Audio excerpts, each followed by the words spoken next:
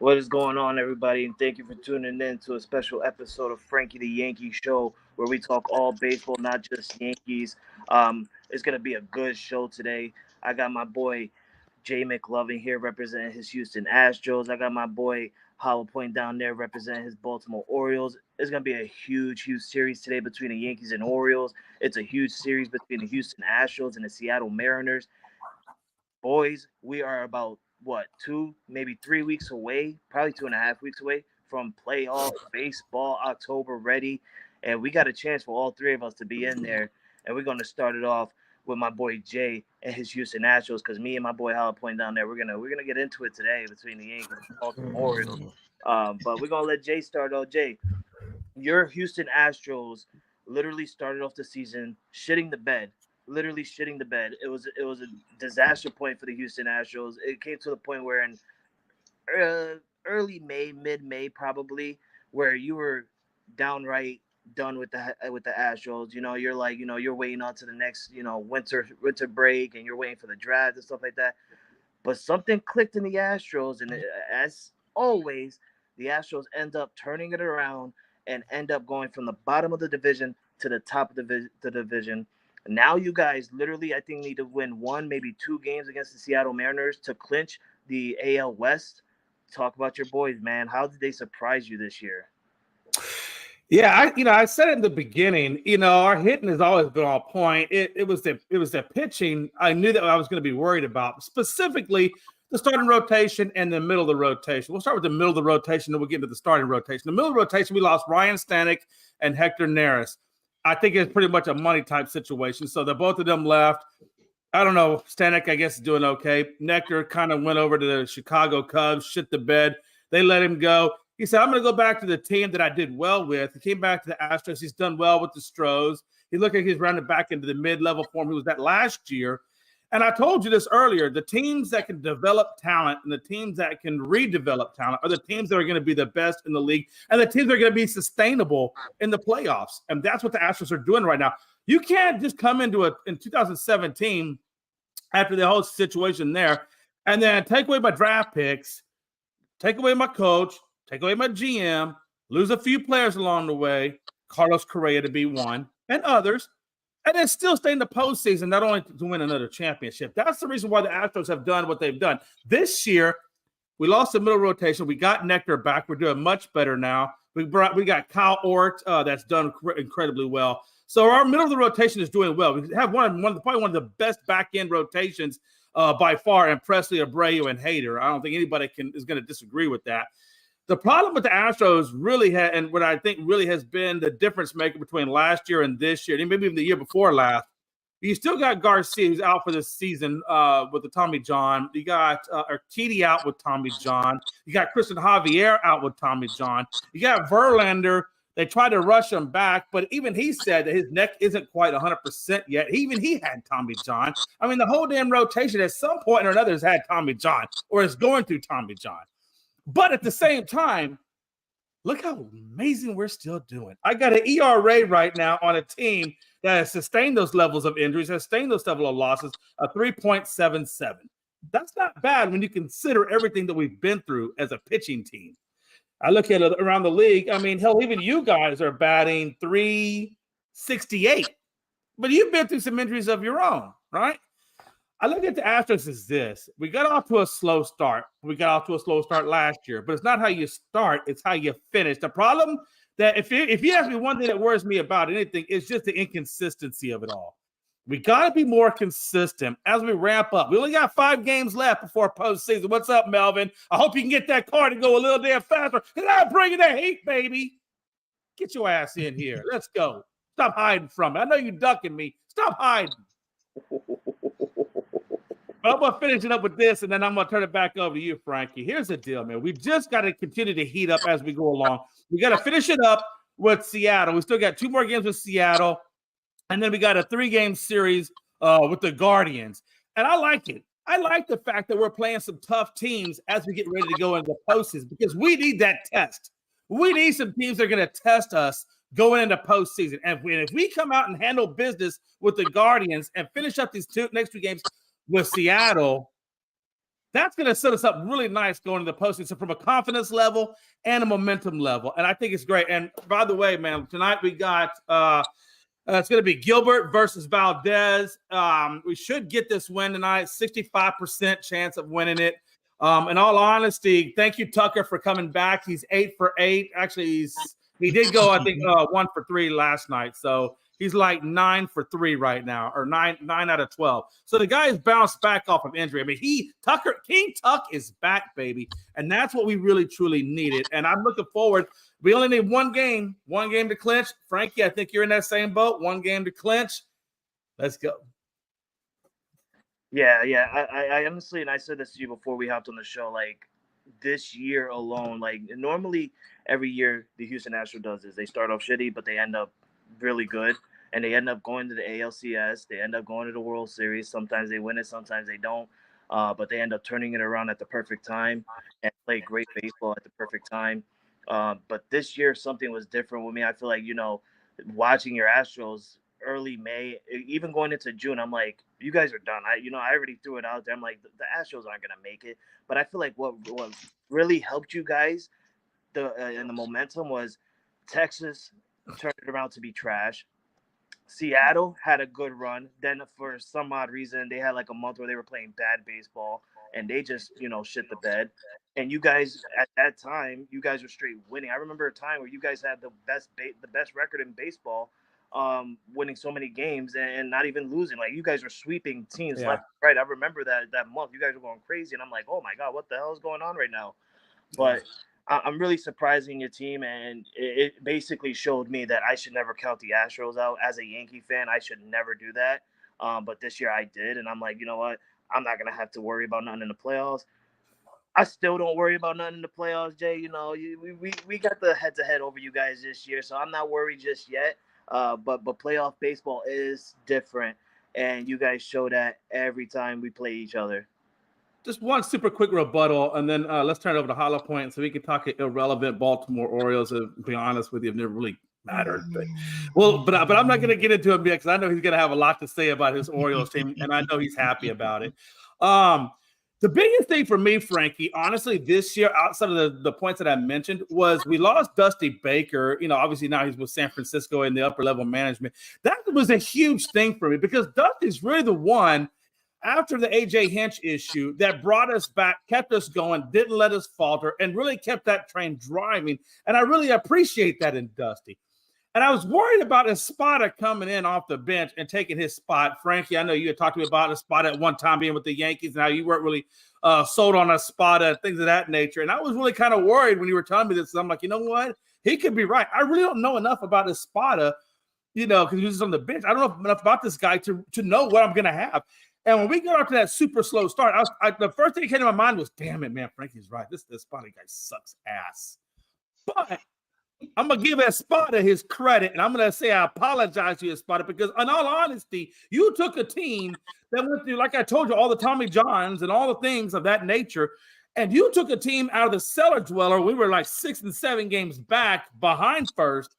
And now look where we are now. We're like 3 or 4 games up, getting ready to get into the playoffs. And that was because of your leadership. You got this team and you kept this team focused and got us back to where we are. And that, sir, speaks volumes. Because I don't care about what people say. I care about what I see on the field. And the product you're putting on the field and the way you kept us in the fight, sir, that speaks volumes. And people need to give mad respect back to your name, sir. I'm not going to say who it was or, this way. But you need to give people need to put some respect back on your name. No, I'm going to let you go in a second. But I just want to say, I don't think it's Espada, bro. I really don't think it's Espada. You guys had the same offensive talent that you've been having the last couple of years. I felt that, Yordan Alvarez, I felt that Jose Altuve, even Kyle Tucker, they probably all got together and was like, hey, the hell with this manager. He don't know what he's doing. All he's doing is yelling at us and telling us what to do right and wrong, but we already know what to do, what's right and wrong. Let's go out there. Let's play our baseball. Let's do what we do best, and let's go win some ball games. I feel like the players took over the management of that of that bench and of that offense. I don't feel like Espada has got anything to do with it, honestly. Like, I understand managers are I understand managers are supposed to have Frankie. say stuff. Frankie, come Jay, on, man. Do you really think that really was actually the case? I mean, look, I'm not gonna say these guys don't have meetings, so they are leaders on the team. But you look at the Mets organization. Look at the clusterfuck that was over there. Why didn't those players? They have many talented players than Lindor and everybody else. Why weren't they getting it together? Go down there and look at Texas. The only thing about Texas, I would say that DeGrom and Scherzer are on the injury list. So I'm gonna give them that little bye right there. But you can't tell me that this manager doesn't have it, because if he didn't have it, I promise you, Bubba, just like everything else makes its way into ESPN, you don't think this is going to get linked out to ESPN? They're not that tight-lipped. I don't think it's Espada, bro. Look how they started off. Espada was so trash as a manager, and then they just like end up turning it around. I feel like the players are just like, yo, the hell with Espada. Let him say what he's got to say, but we're going to go out there and we're going to play ball. I feel like Espada is just like that guy where, like, say, for instance, the other day when Jose Altuve swung at a ball, and it hit off his foot, and he tried telling the guys, listen, to hit my foot. He even took his cleat off in his sock. That was the funniest thing of Jose Altuve's career that I've ever seen. And I'm not a big Altuve fan. You know that. I'm not a big Altuve fan. But that right there was the funniest thing I've ever seen. And of course, Espada's gonna come out there, be the manager, get in the guy's face, in the umpire's face, do what he's got to do. He's gonna get his money's worth. But at the end of the day, I think it's the players that changed the momentum of the Houston Astros organization to be where they're at today, not Espada, honestly. That's just my theory. I don't know. Hey, I like this, though. Bro Crouch from Coast to Coast, my boy over there, talking. He's a Seattle's fan. I think he's been talking to Mickey Delaney for a hot minute. He come in saying Astros dropping games to the Mariners with the happy. Look, guy, it's a game, not with the S. Come on, do better. And don't worry about it, because I'm gonna let you know tomorrow when the Astros beat the Mariners and we clinch the division tonight. Don't you worry. Okay. We got someone on the Truth Be Told Sports podcast. That's Hollow Points area over there. He said he cried like a bitch. He's talking about Jay crying earlier in the season when the Astros aren't playing really good. I'll tell you something. Listen. Hey, wait a minute. I thought what goes on in the chat stays in the chat. How the heck does somebody not know the rules of Vegas? Does somebody not know the rules of Vegas? Frankie, when we get off this, I want you to levy out some fines from the network down to him. We got to find this guy. We need to levy some fines. Listen, all I know is in the beginning of the season, when the season started, me and Jay got head-to-head. It was the first time since me and Jay have met each other. We've been close friends for about almost 5 years now. And this was the first time that me and Jay started off the season going up against each other instead of waiting until July, or August or September for that must-win baseball matchup to get into the postseason, or even win to get closer into the postseason. But to go 4 straight games to start the season and sweep the Astros, it made me the happiest man on the planet. It made me so happy to just get the oversay on Jay to start the season. But hey, Jay, at the end of the day, we always say to each other, we will see each other in the ALCS. And I'm going to take this down to Hollow Point, because I'm going to say it again, Jay. I will see you in the ALCS, because Baltimore is not going to make it to the ALCS again, just like last year. That's right. I'm bringing the fire, and I'm starting it up. Hollow Point, tell me what you think about your Baltimore Orioles being trash. I think you're wrong, and I think both of you need to go home. I think the Astros are terrible, and they're going to show up. That terrible is going to show up once you need a manager in the playoffs.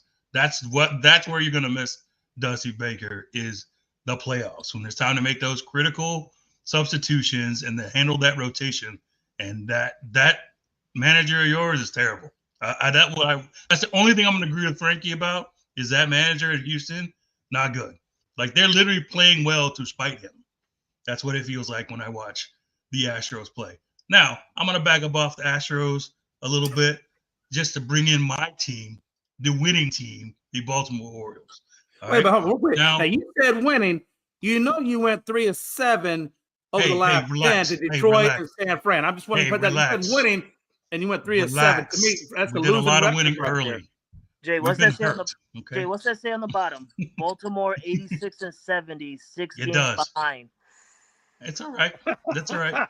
What's our head-to-head against the Yankees, though? Did we look that's that up? Hey, you might have a I'm good just asking. I don't know. No, y'all got a good record against us head-to-head. But hey, at the I'm end just of the checking. day, like Jay said, it's not how you start; it's how you finish. We up True. 6 No, games, true baby. that. And I will give you this. We've had, and I'm not. This is not excuses or anything. We've had, like everybody else, this is a marathon, not a sprint.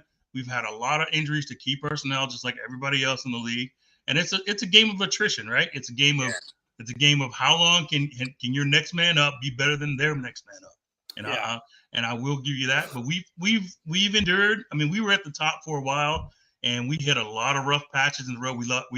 We're 8th in pitching now, which in the AL, which is not really that good right now. And then tonight we got freaking Creamer going, his ERA is like 50 at this point, I think, something like that. But it's not that good at all. No, I don't have any faith tonight. I think the Yankees are rolling Schmidt out starting tonight. So he usually murders the Orioles. And so I'm not feeling great, but Santander's on a roll.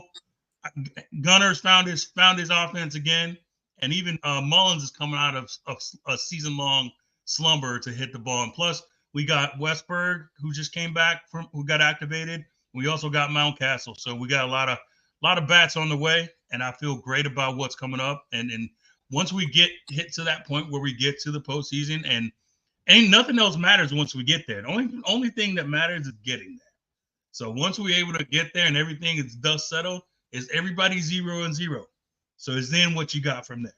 And I think the I agree with that. They're young enough and dumb enough not to care about being there.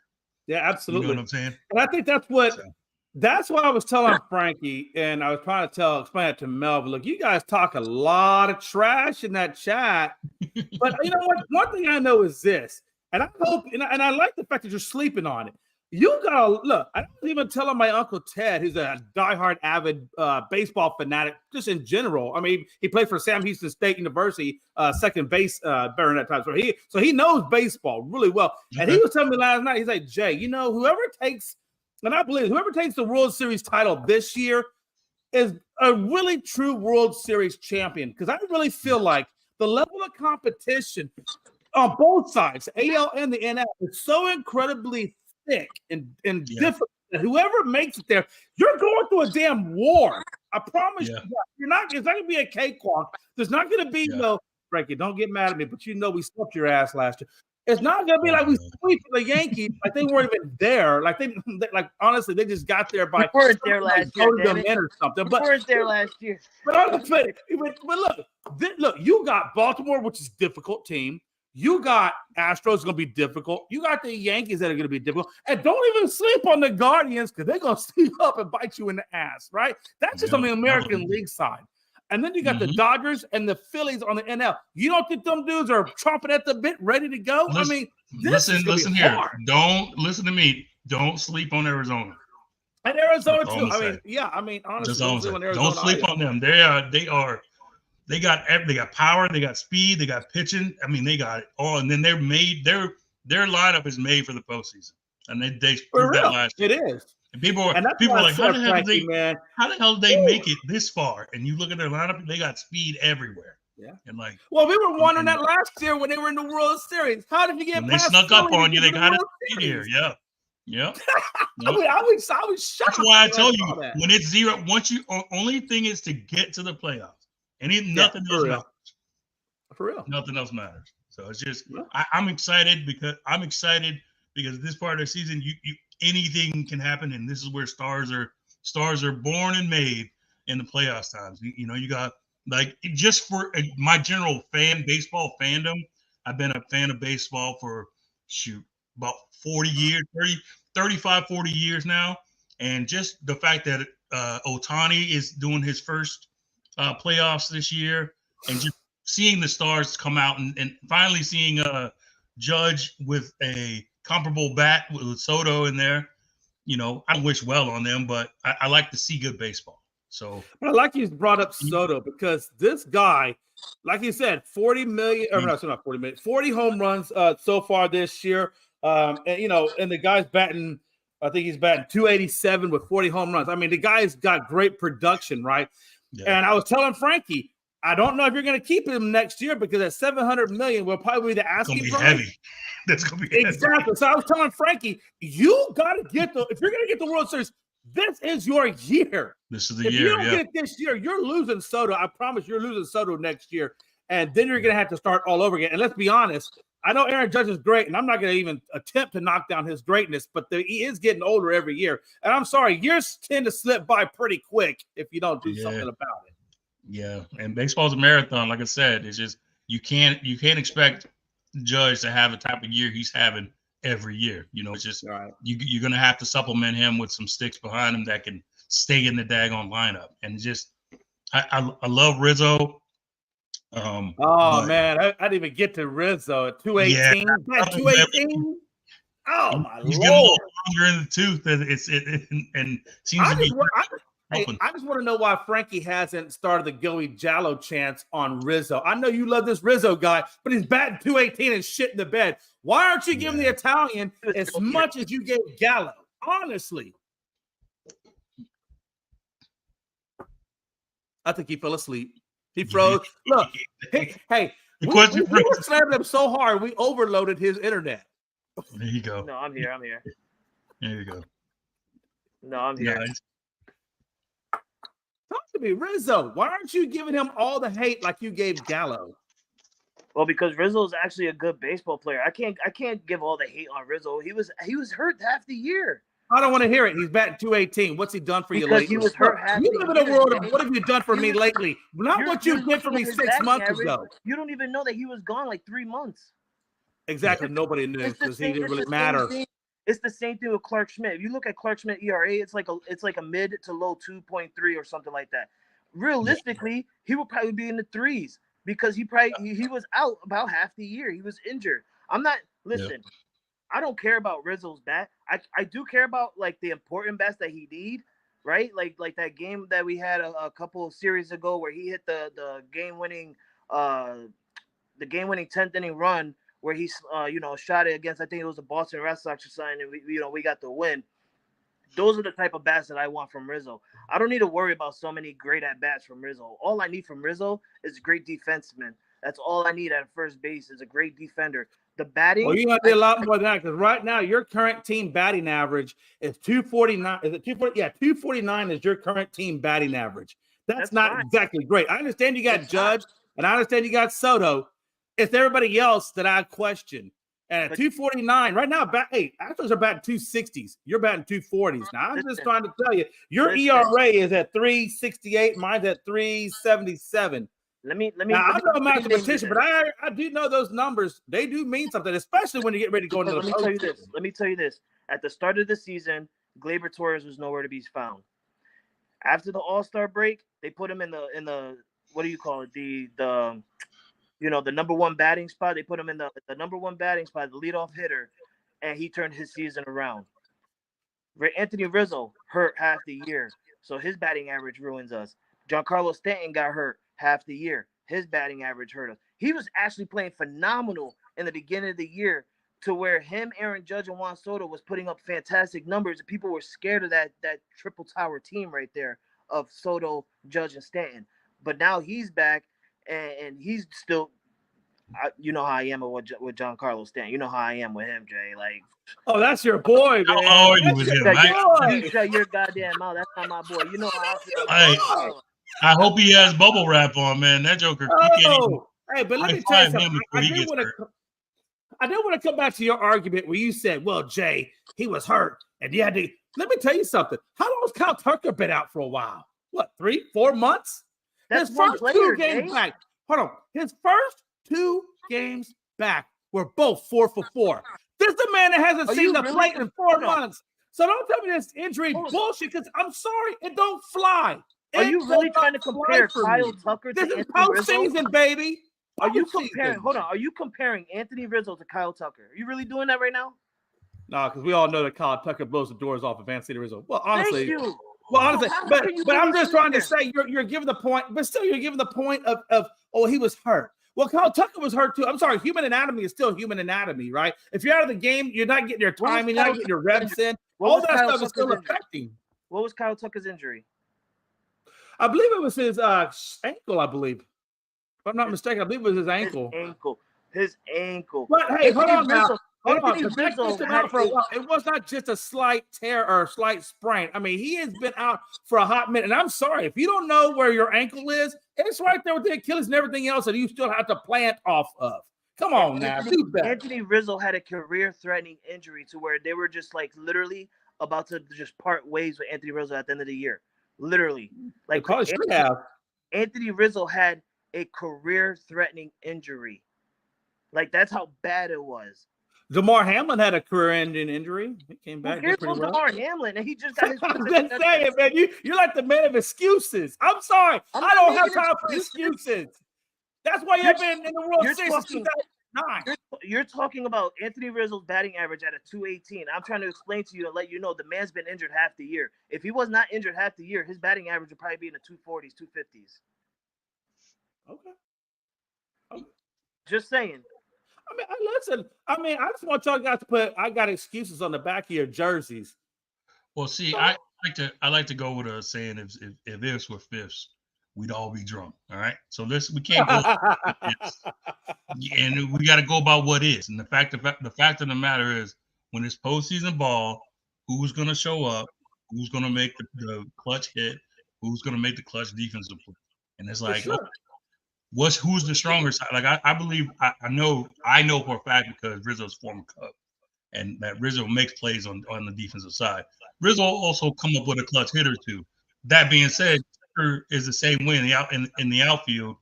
He's clutch as well. Even though I don't like Houston, but Tucker, I got respect for Tucker because Tucker's he's a low key power hitter kind of thing. He will hit gaps. He will bust gaps. He'll get you doubles, but he can also for sure get out too. So he's an all around good player to me. But I am going to make it about me a little bit. Santander he's got right now. I think second half of the season he's probably, if we're voting for MVP for second half of the season, he's in the conversation. I'm not saying he is, but he's definitely one of the hottest bats in the second half of the season. He's right now got 43 home runs. I'm pretty sure he got like 40 of those all in the second half. Like, cause first half he was missing MIA, and now he's back. He's leading the team. He's getting game winners. He's hitting walk-offs, and I think he can carry us to where we need to be, and that's at least the ALCS. At least. I'll tell you, with Baltimore, that's a team that really does excite me because I think you guys are still a young team and there's a lot to offer there. And you guys have come through a lot of adversity. I mean, all the way back to the days when you had Chris Davis. I mean, you guys have gone through a lot, and hopefully that will transcend. I would like to see you guys kick the crap out of the Yankees. I mean, it'd make me nothing happy. As a fan, I love our team as a realist and as a podcaster and as a sports guy that know the game. Like, our pitching isn't what it needs to be to get to that next level, but I for sure. You got to get but out. You can build those pieces. I mean, in all honesty, you can do a fun free agency or your for next year. Yeah, I'm talking about going into the postseason this year. Like right now, for sure. Our middle relief is no good, and like our starters can't give us no more than 6 innings, and our middle relief guys do not get the job done, and then our closing is a disaster. Listen, brother. Listen, I feel like in baseball today, I feel like no pitcher can go to 6 innings. Yeah, exactly. I mean, in all honesty, that's true, but like it's not even an effort at this point. Now it's just like, oh, I got my 5. It's an official. All right, cool. And I feel like what's weird is that every starting pitcher, I don't know if it's with your guys' team, but I've been with my team, I've been noticing that by the 4th to 5th inning, they're already at like 60 pitches. Right. I don't know what the hell is going on. Well, I mean, think about it though. If they're pitching that much, that means the chase rate has gone down, right? The pitchers hitters aren't chasing like they used to. Or maybe the umpire. There's a lot of factors involved. There's a lot of bad umping, but there's a lot of bad umping. But at the same time, there's a lot of pitchers that are afraid to throw strikes too. There's a lot of power hitters out there. You're looking at Baltimore. A lot of power hitters. They're sitting they're sitting dead red, man, and you put that thing anywhere in the zone, it's gonna get cranked. Yeah. And like, so I'd rather make you chase something or hit something that you ain't used to, as opposed to throwing you one down the middle and just succumbing to you swinging the bat. But back in the day, there were power pitchers back then. They didn't care who you were. It was coming, whether you liked it or not. Yeah, I fully 100% agree with that. Yeah. Yeah, Yeah. and I love that. Like I just saw. I don't know if you guys seen a couple videos they were showing where Greg Maddux back in the day threw a 78 pitch complete game, 9 innings, 78. That's incredible. Pepper in the zone. Wow. 78. But but hitters nowadays are cranking out those 100-mile-an-hour fastballs. Like, it's no big deal. I mean, it wasn't like that back in the day. I mean, if you had 105, even if you had north of 95, it was tough. But now, I mean, True. Now they're just cranking like it's so much business. Pitchers don't have location no more, man. Like pitchers, like it's good to watch a great pitched game from sure. Where a guy can control the zone, throw it in and out when he wants to, make every pitcher look the same, that sort of thing. And now it's just like the control. I feel like control. So many people are so focused on throwing as hard as they can that they lost the velocity is important now, as opposed to location. And I think being able to locate the ball wherever you want is way more important than being able to throw it. For sure. If you got a good curve or a good slider that can drop out of the zone and just freeze a guy, I mean, Maddux made a living off of a two-seamer and a changeup. So that was. I mean, if you have the ability to locate and control your speed like that, you can. You can do it for sure. Yeah. And I think a lot of pitchers they're so bad. They're so stuck in between wanting to be power pitchers, or nobody kind of, I don't know, practices the art of pitching anymore, I think. And maybe that's my own opinion, but it's just from everything I see and the way these ERAs have gone up and the lack of innings and even like Pedro. Remember when Pedro used to pitch? He was a beast. It wasn't. You weren't getting anything off of him because everything was coming at you and it was coming, over the plate. Or if you think it was coming over the plate, he hit you with a sinker down below. He was masterful when he pitched, and it makes you watching guys like him. It makes you appreciate what pitching used to be, and yeah, granted, hitters are better now, but at the same time, pitchers are getting worse, I think. Molly's restaurant, huh? I don't know. I've never. You ever been Molly's there? Is not bad. Molly's good. Molly's good. Molly's is good food. Yep. Yeah, I like Molly's. Yeah, that's good. Good recommendation. Good recommendation.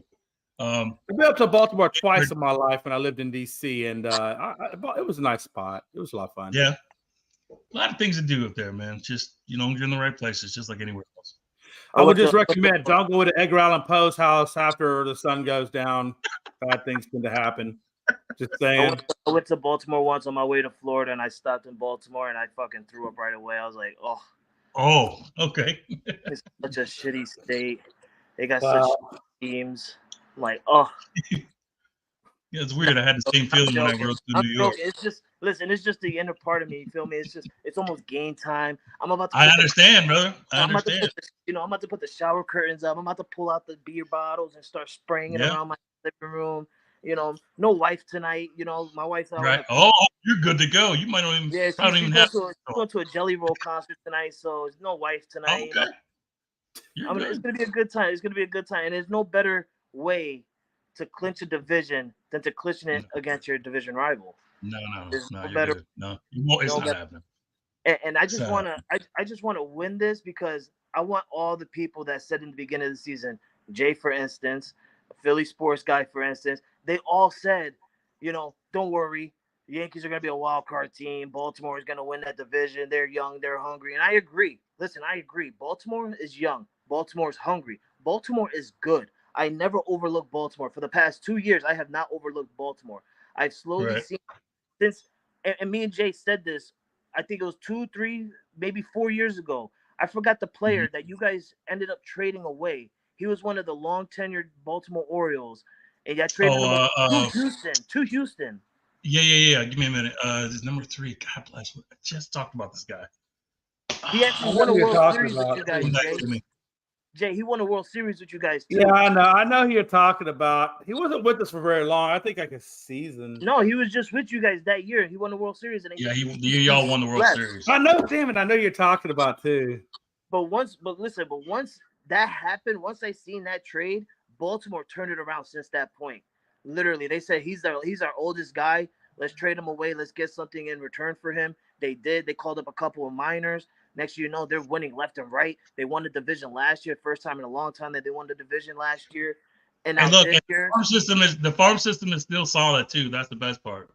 Farm system is still pumping out guys, man. You got Holiday, Mayo coming up, and you got a whole bunch of others down there. I watch a couple. I get to watch the Bowie Bay Sox play. I probably check out about 2 or 3 games a year, and they don't let me down, man. They got some good stuff coming up. And then the Norfolk, the AAA affiliate. Talent up and down the farm system. So I'm excited. Yeah, I wasn't Jeremy Pena. No, it wasn't. It wasn't Pena. No, David saying Jeremy Pena, but it wasn't Pena. It wasn't Pena. No. It was a white guy.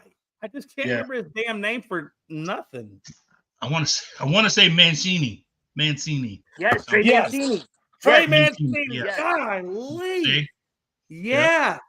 Mancini. You see, he hasn't been in the league so long. We all forgot. Yeah, right. God, I almost yeah. The reason, why I remember we gave him like a standing O when he came back to Baltimore that year. He gave him the thing about it was why most people in Houston probably would have a hard time remember Trey Mancini because he didn't.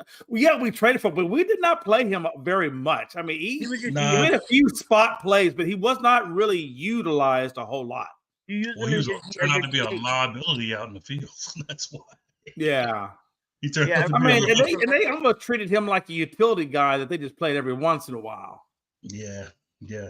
Man. Yeah, he didn't do well when he got there. When the trade first happened, he was a wreck, man. I want to attribute it to be a mental thing, because it's hard as a young player to when you get traded, you kind of take it personally. You know what I mean? And it's what you do.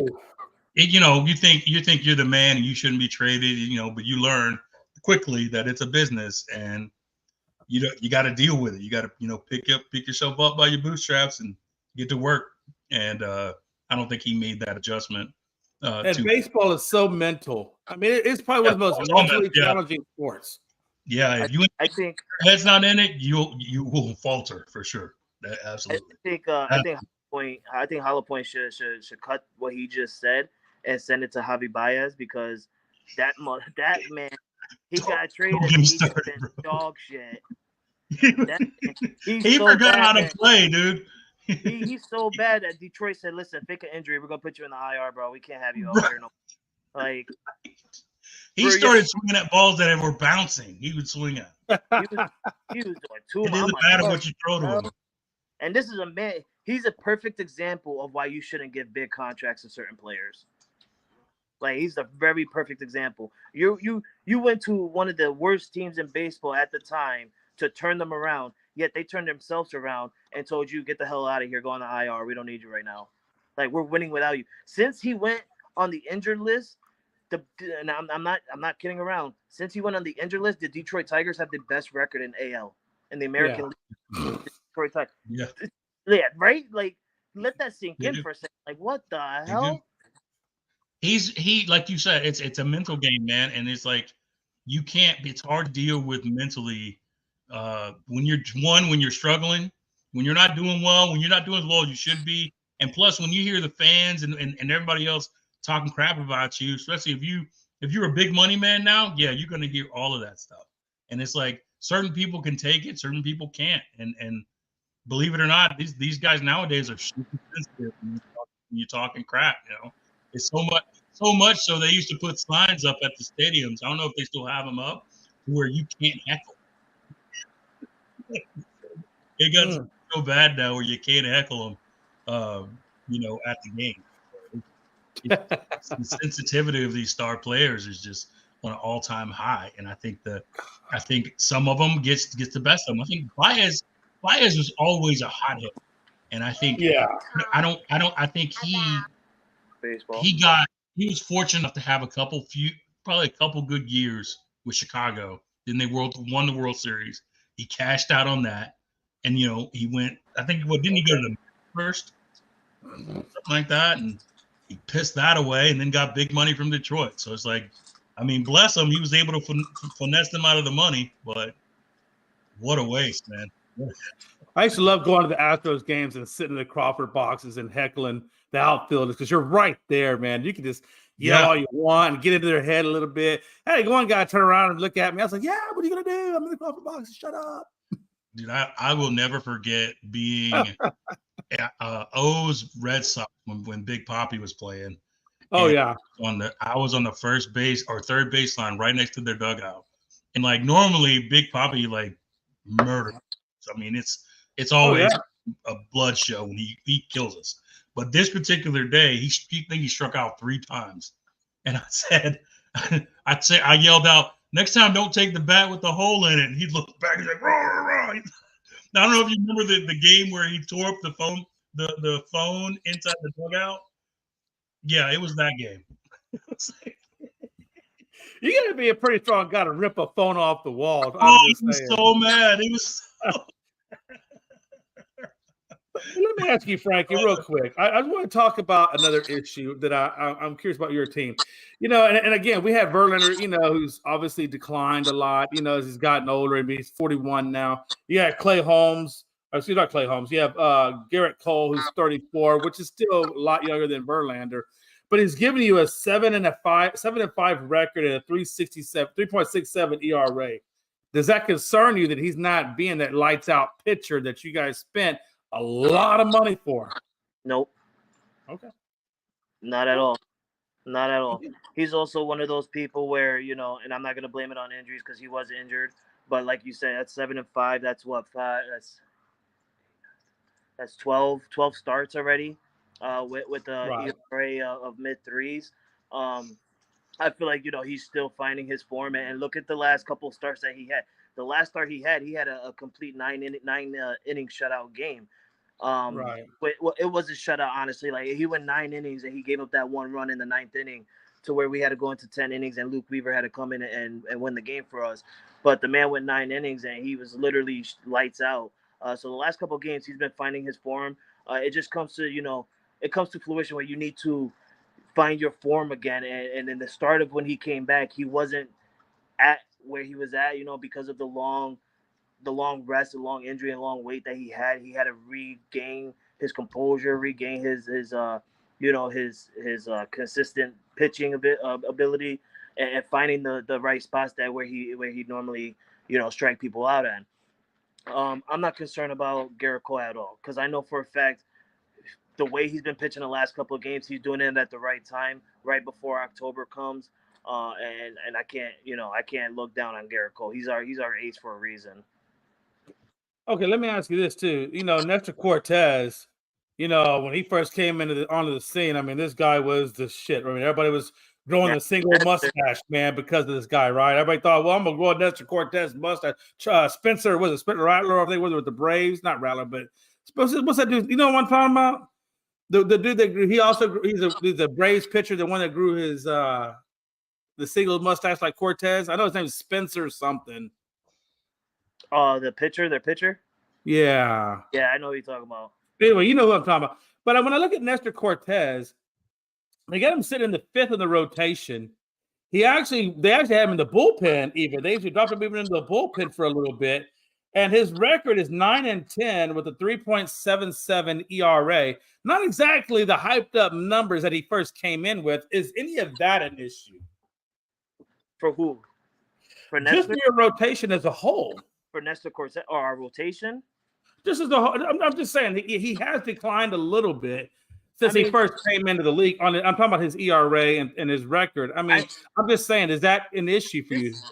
Honestly, this is a bad year for Cortez, and I've been watching that all season long. Like since the very first game that he started, he was the one who actually was our opening ace during opening day against the Houston Astros. So, since then, I mean, he's terrible on the road, but he's amazing at home. he's terrible against good teams, but he's amazing against bad teams. You feel me? I mean, I don't understand what's going on with Nestor this year. I don't know if he has like so much in his mindset. Um, but he definitely turned it around once he got told by Aaron Boone, listen, you know, we got 6 starting pitchers. We're gonna have to start rotating people into the bullpen.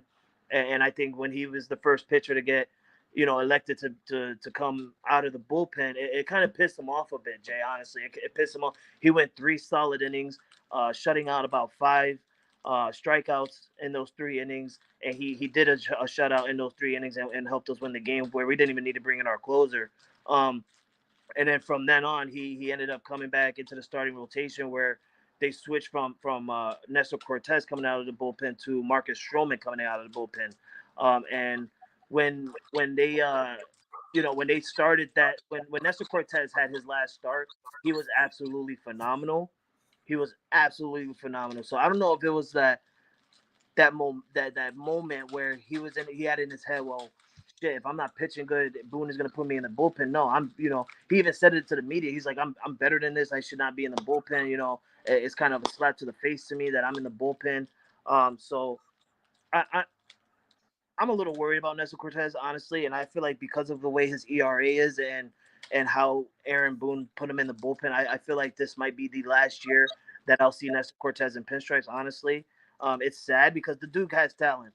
He honestly is a generational talent player. He's honestly good. He worked his way for many years from the bullpen to being a starting pitcher, and that one year he was absolutely phenomenal. You know the year I'm talking about, where it was the year where 2 years ago where you guys swept us, and he had, he was the last pitcher you guys faced for the Yankees that series. You know, it was at a home game, and he was just absolutely, from then on, he was terrible from that game till today. He's been Right. absolutely terrible. I don't know what's going on. I feel like after that, I feel like this is going to be the last year I see Nestor Cortez in pinstripes, like I said. But I do think that Aaron Boone putting him in the bullpen, a little bit of spark into him. What the hell is Mike saying? Breaking the source. I wasn't. Mike's killing. Hey, Mike's killing the comments, man. Hey, yo, Mike. Hey, yo, Mike. I got pictures and Not you videos. too, Frankie. I got pictures. Hey, don't worry and about it. Cause hey, man, listen. I don't know what it is, Frankie. Man, you're getting it from Mike, and I'll tell you. You talk one time about Seattle, and all the Seattle fans show up. First, we have Bo Crouch a minute ago coming in. Now we got Mickey Delaney coming in. Yeah. Everybody's coming in from Seattle, man. You say one thing. Listen, Mickey's not coming after me because he's coming after you. Look what he just said. Yeah, I used to have to call the Mariners their daddy last night. Mickey. You ever heard of just kind of giving back to charity in the community? That's what we did for you, man. We gave back a little charity to you guys. Don't get all crazy this, because you're still gonna be on the same couch in them same underwear, looking at that same TV as Astros are kicking ass. So don't even come at it, Mickey, because you're still in the bottom cellar dweller category. Man, the one thing I gotta say is how much of a letdown the Mariners were, man. They came out like a rocket, man. And you thought, oh man, changing of the guard, Yeah, not necessarily no more Houston, but like tired of seeing Houston in the playoffs. Want to see those boys on the Seattle can play, but I feel like they say that one more time. Hollow point. The fact that you are tired of seeing us in the playoffs should tell Frankie Cruz Jr.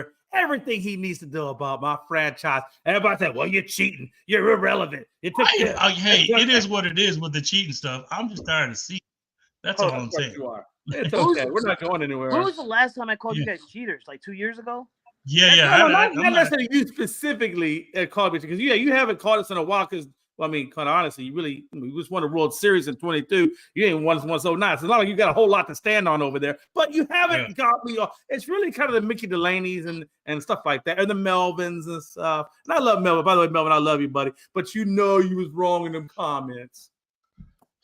He's not. He stands firm on what he says. Trust me. He's not backing that down. He's been saying that same stuff since I know him. It's like ever since he's stupid. When it happened, greatness.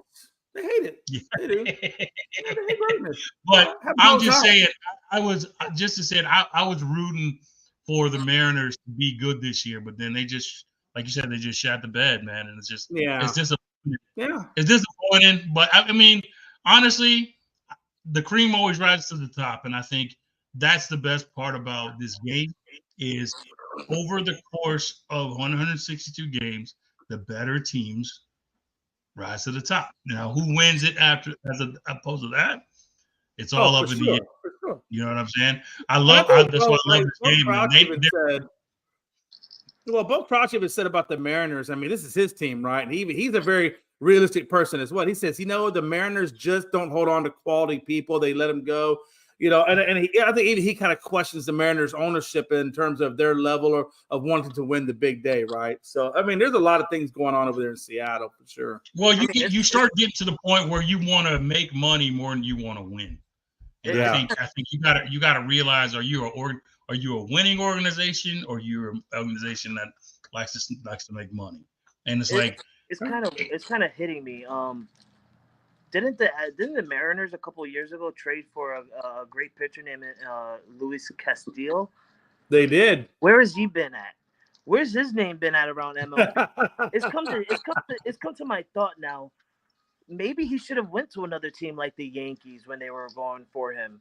I don't know. He would have been in the postseason more than once now. No. No. You're just saying no. You don't want him on the Yankees. No.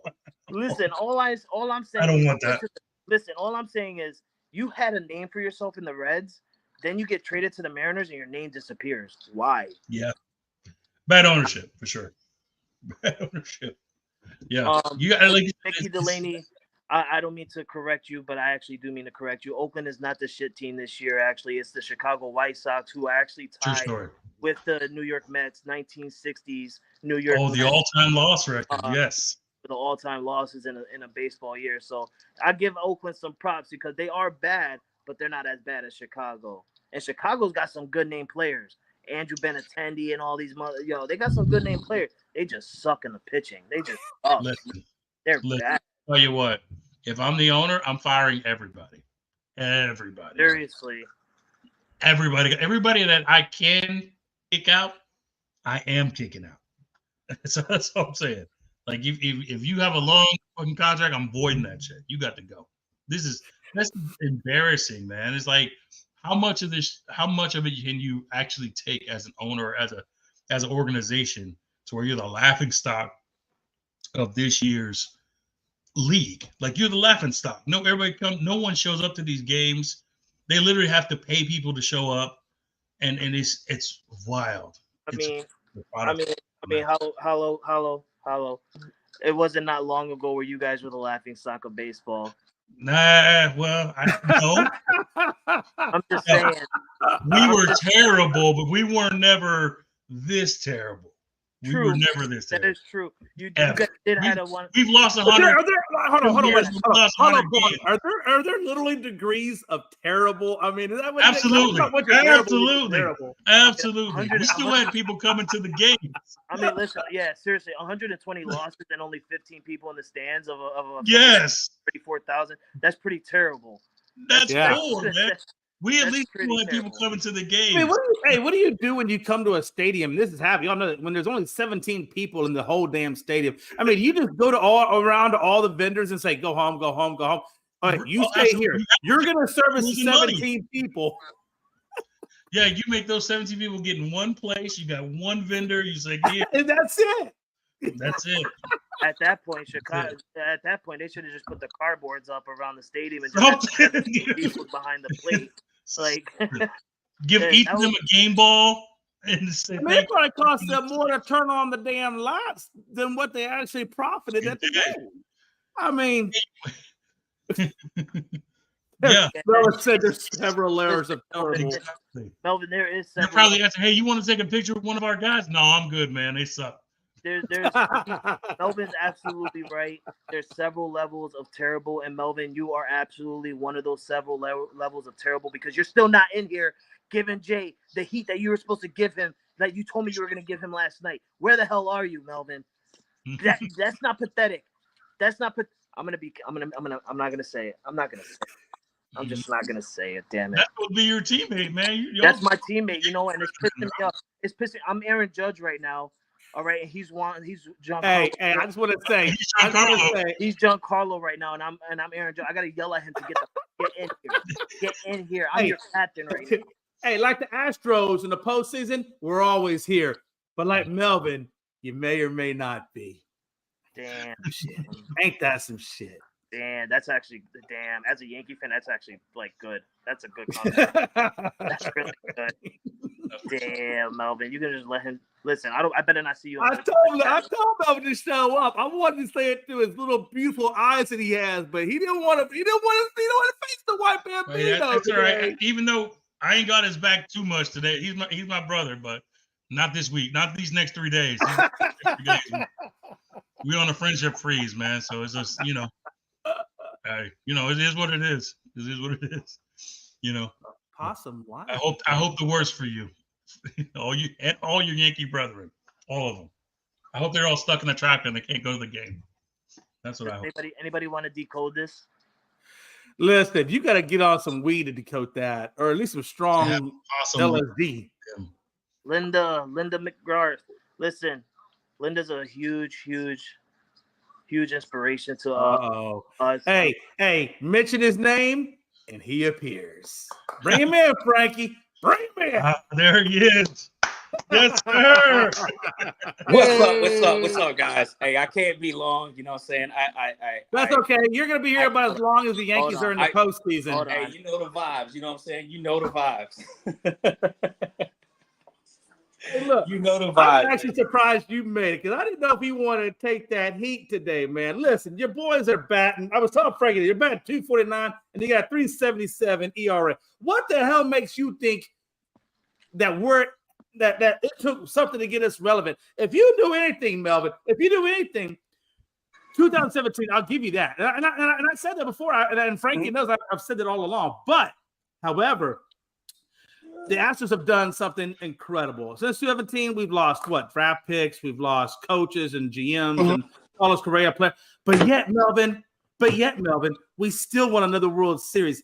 Your ass is the Cowboys of MLB. I have no problem admitting that. As a diehard Yankees fan, and even as just being a realistic sports fan, I have no problem in admitting that. You can be chalking us up there with the Alabamas and stuff like that. We are that, you know what I'm saying? So as a fan base, we're probably that annoying too, right? But yeah, right. We are. It's the cheating for me. I'm not over that. It's the cheating for me. Hell, you can't. And that's cool, and that's great. That's great. You guys win another World Series. That's fantastic. Good for you, right? But we got every time they throw a ball and it's until you catch up to 27, right? You guys just started winning. Just started. You've been around since 1900. It's nothing new to us, though. You guys just started winning, though. 122. You just started, like brand new. When did they start? When did the Astros start? When did they start?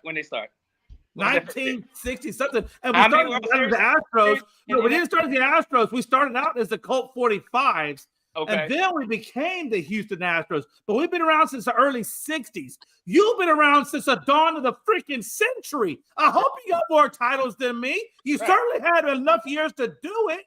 Right. Damn, son. Right.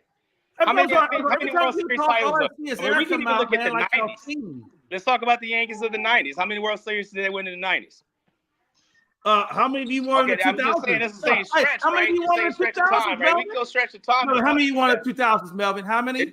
22 years. That's right. 22 years. How many, Melvin? 22 fucking years. How many? Since 2000, we haven't won since 2009. I'm aware of that, but this is 27. This year, my boy. We talk about this year, my boy.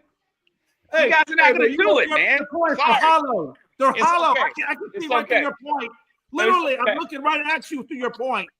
I think the only reason why Melvin can't get over that season was because not only did you guys cheat, but you guys cheated against us in the ALCS, where that year, honestly, we were built to win the World Series. We would have won that World Series. I have a feeling. Let me ask you this question. How many games during that series? During that specific series with the Yankees, how many games were in Yankee Stadium? We had home field advantage that year. So why the hell didn't you win? Because we weren't had no cameras in your ballpark. Where'd those games go? We won our games in our ballpark though. So you won 3, right? Yeah, we won 3 in our You ballpark. should have won 4 because it would have been a 4-3 series. It would have been 3 and you guys had 4 home field advantage. You guys had home field advantage. Yeah, you guys did have home field. Yeah, you're right. They had home field advantage. Sure we did. But my point is, if you're winning at home, we still got to come to your park, and you guys got to do business. And we won. At the end of the day, I'm not going to make excuses. The Astros did what they did. My point is, look, yes, we cheated. Okay, it's out there, but we came back from that like a phoenix out of the ashes. And what happened after that, Melvin? We went on consecutively. It don't matter. You still had cheaters on your team. There was nothing. Melvin, hold on, watch this. There was cheaters on your team. Major League Baseball. No, let me think about this now. No, listen to me. There was nothing that Major League Baseball could do to us to keep us from winning. We were going to win regardless of anything and everything. We were getting booed, Melvin. We were just a draft picks, Melvin. But yeah, we come back and get another World Series. Hey, I heard one. Melvin, what is your excuse? Why haven't you got another World Series? You certainly spent enough damn money for it. I heard your guys went to the World Series. Someone was cheating. Look. The Yankees have spent more money than a small country earns, but yet they still have zero to show for it. The last 15 years. Okay, you guys, like I said, you guys just started winning. I'll tell you what. Brand new territory for them. Frankie's brand new territory for them. They don't know what it is. They can't handle that. That's cool. Come on. Don't just start winning. Do better, Melvin. I used to be like this too when I was a loser. Before I was a loser, you know what I'm saying? I used to be just like this too. I get it. All you did was a good postseason. Well, thank you, Dak Prescott. Thank you for getting us to the fucking postseason. Appreciate you. Hey, look, just get Giancarlo through the playoffs. That's all we're trying to get Giancarlo barely holding on. We're not trying to get him through the playoffs. Right now, we're trying to get him to the playoffs. That's it. Either way, we get him to the playoffs. Hey, on a serious note, though, Mel, I want to ask you the same question I asked Frankie. A couple of things I was noticing about your team, though. Nestor Cortez, when he first came in the league, hot. Everybody's wanting to don the single man's mustache. Now he's sitting 5th in the rotation. Got bounced down to the bullpen. 3.77 ERA, 9-10 record. Do you see that as an issue because he's kind of lost some of his luster, as well as I was telling him, even Cole has kind of lost a lot of his luster. He's got a 3.75 ERA, and I think he's got a losing record. I mean, he's got a 7-5 record. Let me be correct. 7-5. Does any of the fact that you don't have those dominant guys, does that concern you? Of course it is. It's always like the pitching for sure. That's been our Achilles heel. It's been, not so much starting. I think injury bug kind of fucks us there, but middle rotation what kills us. Yeah, I for sure understand that. Yeah, for sure. The middle part like that kills us, and then we used to we're known for closers, solid closers, but what's his kid's name? If they don't get rid of him, though, I'm gonna smack the shit out of everybody there. Stroman? No. That's Stroman's a starter. And I kind of when he's on the mound, I kind of figured we're gonna lose that game. Okay. I'm like, okay, this is a toss-up. I don't know. We need Judge to go 3 for 3 with 2 home runs, and then we need Soto to do this. And if those things align with Stroman giving up 6 runs, I think we should be okay. You know what I mean? But the closer? What's the guy's name? Frank, help me out. Clay Holmes, yeah. He's not our closer no more. This dude got to get his shit together. I don't know if he wants to pitch anymore or what it is. Like, but before he was okay, but now he's just trash. Bro, he went like 20 games with a 0 ERA. I was hyped on him. Yeah. And he disappeared. That Clay Holmes disappeared. Clay Holmes, I'm done with Clay Holmes. Oh, yeah. I'm over him. I'm like, put him somewhere else. They better not resign him. They better let him go. Luke Weaver. Do not even send him on. Don't even designate him for reassignment. Just send his ass somewhere else. Speaking of designation, I know this is no news to anybody. Ron Marinaccio from the New York Yankees did get designated for assignment the other day and got picked up on waiver by the Chicago White Sox. Talk about a bad career for your young self, going from a team that just clinched a playoff spot that potentially can win a World Series to a team that could be the most losses in baseball history. I mean, that's terrible. I feel bad for Ron Marinaccio. Mm. So as the current playoffs standing exists right now, the Yankees are first in the AL, followed by Cleveland, followed by Houston, followed by Baltimore, followed by Houston. Then it's followed by, I think it's Detroit and then Minnesota. I think it goes like that. So if the playoffs was to start tomorrow, Houston will be going into the wild card facing the Minnesota Twins. The Anyway, Baltimore Orioles will be going into the wild card facing off against the Detroit Tigers. And the Yankees and the Guardians will have a bye week, or shall I say a bye series, because it's like 3 games in the first series. So that's like, what, 5 days off for the division series. So they'll have like 5 days off. And then the NL, I really don't care about, because everybody in this screen right here is American League teams. And I guarantee that any of our teams end up in the World Series, Yankees, Baltimore, or Houston. I feel like any of our teams go to the World Series, we have a shot at beating any team in the National League. So I don't care about the National League. I care about the American League. But I just want to quickly, before we head out, because our game's about to start. I'm already drinking, and it's going to be a long night. I'm about to celebrate tonight because we are going to end up Hey, winning. don't worry. I just came back from the future. We won. All right. Oh, Go you did? O's. When did you win? Tomorrow or the next day? Oh, both. We got That's sweet. fine. You can win the next 2 days. I don't care, as long as we win tonight and we clinch the division. I don't care. Hey, But- I There you just go. realized I googled the little Google thing there. You got the little NY on your jersey there, and it actually stands for next year. I saw. Nice. Oh Wow. shit! Really? wow. First Wow. It's either, I think it was next year or not yet, but either way, That's it wasn't funny. a good thing for you. Cute. That's funny. That's real funny, because you got an H on your hat that stands for home. Then that's where you're gonna end up, Oh. right? Hey, home field advantage, baby. Home field advantage. No, we won't get that. But Wild card. Okay.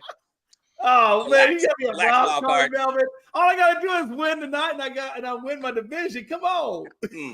Yeah. Okay. See how that goes. So with the playoff set, or almost set, if the playoff standings was to stay the same as it is today, who do you guys got winning the wild card between Houston and Minnesota and Baltimore and Detroit? Mind you, and I said this, Melvin, I said this to Hollow Point, I said this to Jay a couple of minutes ago. Detroit has the best AL record since Javi Baez ended up going on the injured list. I'm doing this because I know for a fact the owners and shit were like, "Yo, you're going on the injured list because you're trash." But since he's been on the injured list, they have the best record in the AL. So it's a possibility that they could come and shock Baltimore. And I'm not putting Baltimore down. Baltimore's a good team, but it's a possibility. And like Hollow Point said, playoffs is totally different. You start 0-0. Oh yeah. Anything can be possible. 0-0. That's true. Jay. As much as we didn't have a good series with them when they just came here, but I got to believe my boy's going to pull it out for just my possible fandom. Detroit's been hot like fire, but I think, I don't know, man, something in me believes in those boys, and with Mountcastle and Westburg coming back, I think solidify that lineup a little bit more. We got to put up a lot of offense, because that pitching is the worst. So, and baseball is like waves, man. If you catch a hot streak going into the playoffs, we've seen this before. A lot of teams go deep into the playoffs, even win the World Series. Like the Washington Nationals, for instance, they caught a hot streak at the end of the season. Rolled that into they sure did, and rolled that into the playoffs and to win the World Series. And I felt like Arizona really, like Arizona, we were talking about, same thing. So they caught it. With Detroit, it's like I always say, and I talked about it on our show before. Like, is that? But I think they probably hit the notch too soon. And Baltimore's been a good team all year long. You know, they've been consistent. So I'm gonna take Baltimore in that one. I would take Baltimore. I mean, I wouldn't say they've been consistent, because they're not consistent when they're 6 games behind, baby. Let's go. I can't. Hey, well, it's just, we were talking about that because there was a time where it was like the Yankees and Baltimore neck to neck. The Yankees lose, Baltimore lose. Baltimore wins, Yankee win. Baltimore up 2 games, Yankee come back to take a half-game lead. Like, it was crazy. Like, Yeah. He always took a nap. And this is why I told Jay. This is Well, what I hey, told Jay a Melvin, couple years hey, ago. when it comes, I'm gonna get mine real quick because when it comes to Baltimore, I'll start with Baltimore first. When you look at and I was telling them earlier, when you look at the last 10 games of Baltimore, they had Detroit 2 times during that 10-game series, and Detroit absolutely owned them. They only went 3 for 7 over their last 10. So that tells me that Detroit knows this club. They can beat this club.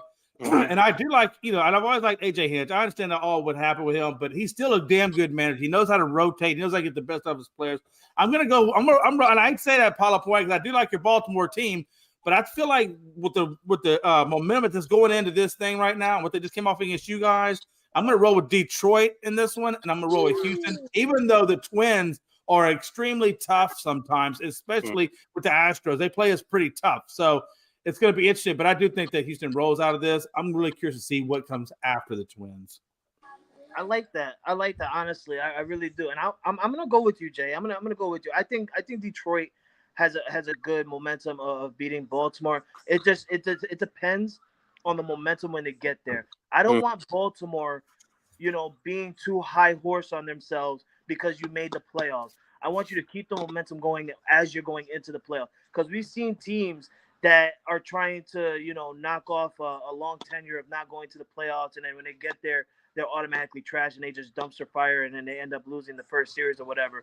No, I want Detroit to continue the momentum that they're going on. I don't want you guys to get too hyped up and too riled up on yourselves because you guys made it to the playoffs after having a terrible start to the season or whatever. No, keep that momentum riding, keep it going, and focus and realize Baltimore has not been good the last couple of series. They haven't been good the last couple of games. Like Jay said a little while ago when the show started, Baltimore's 3-7 in the last 10 games.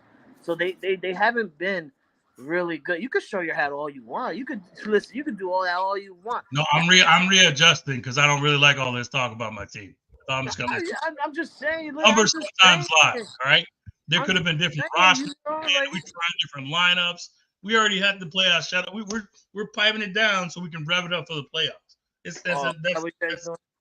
Yeah. We know we probably not going to get the division, but we kind of pace ourselves. Like you said, we're not trying to not blow our load, hit the NOS too early, as my co-host said, and we're just trying to pace ourselves to get to where we need to be. That's all it is. What better matchup to have in the playoffs than against Detroit, who has never been, as long as I've been alive, I think. And they don't know what the hell they're doing. So bring them on. When different baseball, I'll take that bet all. Historically, Detroit's not that great in the playoffs. So no, so I'll take them all day. But well, let's be honest. Has Baltimore really historically been good either? I mean, Baltimore hasn't been in the playoffs, so and they've won. When they get there, they win. Yeah. When was that? Last year? Because you guys were there last year. Did you win? Did you win? We weren't there. We weren't there, but if we were, we would win. Melvin, hey Melvin, that's right, because y'all weren't even there that year. It's okay. It's okay. Hold on. Let me take the glasses. Hold on. Jay, you talking? Jay, you talking? Hey, hold on. Hey, Hollow Point. Jay, they ain't been there so long. Melvin had to dust off his jersey. Jay, how many? All right, I'm gonna point this out to you, Jay. Yes, congratulations on making it to the playoffs so many years. Congratulations on making it to the ALS so many years. How many? And I understand that my team and Melvin's team, we won one World Series since 2009. But after all the success you guys had in the playoffs all these past couple of years, since 2016, 2017, y'all guys got only 2 titles to show for it. That's like 7 years. You got. It don't matter. It don't matter. It's more than what you got. Matter of fact, it's a title and a half, because we're not counting that 2017 title. And you said they were cheating. Whatever you want, whatever makes you sleep good at night. The whole world don't count it. But for a team like yourself to be. For a team like yourself to be so dominant in the time when it matters for 2 titles in the past 7 years, that don't sound so good. I'm just saying.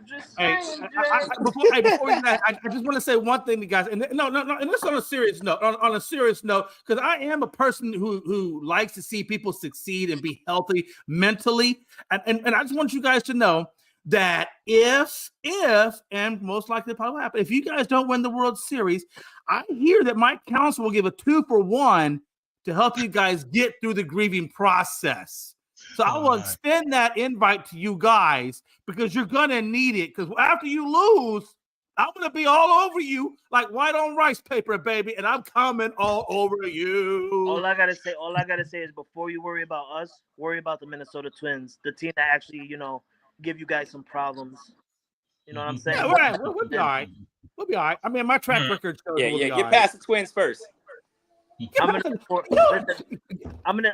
playoffs. You said that. I know you've been here for a hot minute, but welcome to the playoffs. September 24th. You gotta tell me, and you just got here. 6:53 Eastern Time. Jay McLovin, Houston Astros goes. We'll be all right. If you guys don't make it past the Twins, I'm gonna bring this back to haunt you and be like, remember when you said we're all right like this? We're all right. Listen, you want to haunt me? You got to get in line. I got 8 other people wanting to haunt me, killer.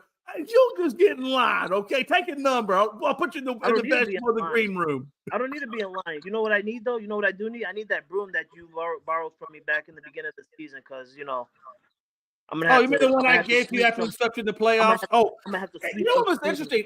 And I was seriously, Hollow Point, do you know that after we swept them in the playoffs, the following or the year right after that, they were so traumatized that they didn't even show up. That's how bad it was. Now think about it. If they get to the World Series and shit the bed, how long is it going to be before we see Melvin's face again? Short answer. The next day. Next day, yeah. Knowing him, it'll be the same. I don't run from anything. I don't run from anything. Right now, I welcome it. 100%.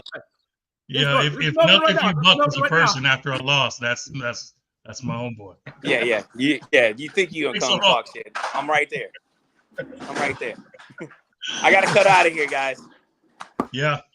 All right. Be good, Melvin. Appreciate it. All right, so we're about to end the show because the Yankees game is about to start. I'm looking at it right now. The stadium is piling in with fans. It's gonna be a huge series matchup between the Baltimore Orioles and the New York Yankees. I honestly can't wait. Me either. I hope Baltimore wins it tonight. I am pulling for Baltimore. I don't pull for it, but I am pulling for Baltimore. Thank you. You can go ahead and pull for Baltimore. Go ahead. Go O's. It's just hey, all I know is there's a song that says "All by myself." Yeah, when you're sitting in the shower curtain with that champagne that you can't open, all by myself. Hey, good luck to you for the series. I hope you lose, but I hope nobody gets hurt. How about that? I agree. Because there's nothing better in baseball, especially playoff baseball, than to face a healthy team. That's right. Absolutely. So, listen, Jay, good luck tonight with the Seattle Mariners. I mean, you guys just need to win, 1 game, 2 games to win the. We're in the same boat as you. We got to get 1. Each one of us has to get 1. And I think Melvin Hollow Point's got to get 2. Yep. Magic number's 2. You guys got to win. We're all, this is big time baseball right now. One win and a loss from somebody behind us. Yeah. Well, rest of the playoffs. Yeah. Cool. Well, enjoy the loss tonight, Hollow Point. Enjoy the loss tonight, Jay. But listen, all right, brother. I want to thank you guys for coming on the show, talking some baseball. I hope you guys had a great time. I hope you guys enjoy your games tonight. Had a blast, man. Thank you. No problem. As the season wind down for MLB and baseball is about to start, you can get all your contact from New York Yankees if you're a Yankee fan from me on ESPN. You can also check out my TikTok, Frankie The Yankee. You shut your mouth over there. We all know that. You can check, like I said, you can check my TikTok. You hear my daughter, Jay? You hear this? You hear your niece over here? She's trying to You can check out my TikTok, Frankie The Yankee. You can check out all Yankees sports contacts on ESPN on all social media platforms. Hollow Point, let the fans on Frankie The Yankee Show know where to find you at. Easy. You can find me anywhere. You can find me at Hollow Point 33 on X, formerly known as Twitter. You can find me on Instagram, same place, Hollow Point 33. You can find me on TikTok, Hollow Point. Look us up at Truth Be Told Sports Podcast.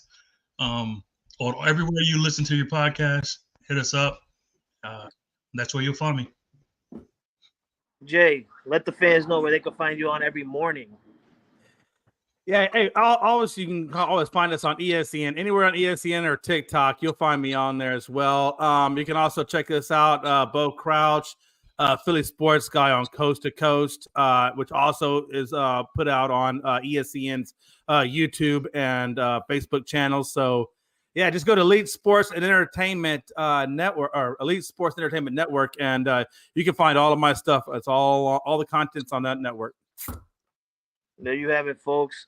Go ahead, hit that follow button on ESPN, hit the likes, give us your comments on every show that we share out there. We love the interactions, we love the comments. We are not doing what we do here without the support of all of you watching us. We love to do what we do because we love sports, but we won't be doing what we're doing today if it wasn't for you guys watching us and giving us your guys' support. So we thank you very much. I hope everybody enjoys their rest of their night. I'll be having a good night. I'm going to be watching some baseball, taking care of my kid, and drinking some beers. So you could catch me again, hopefully tomorrow on Frankie The Yankee Show, where I will be celebrating a division win and waiting for the playoffs. Because if we do win the division, I'm probably not going to watch any more games until playoffs starts, honestly, because there's no point in me watching any more games. I'm going to just rest. It's going to be like a vacation for me, just a mini one. But stay up to date on ESPN tonight and also on my TikTok, where I'll be updating you on the Yankees-Baltimore Orioles game. Thank you very much. Have a good night. Enjoy your teams. Enjoy your shows. Be safe out there. Don't drink and drive. And, yeah, cherish every moment you have, man. Have a good night, ladies and gentlemen.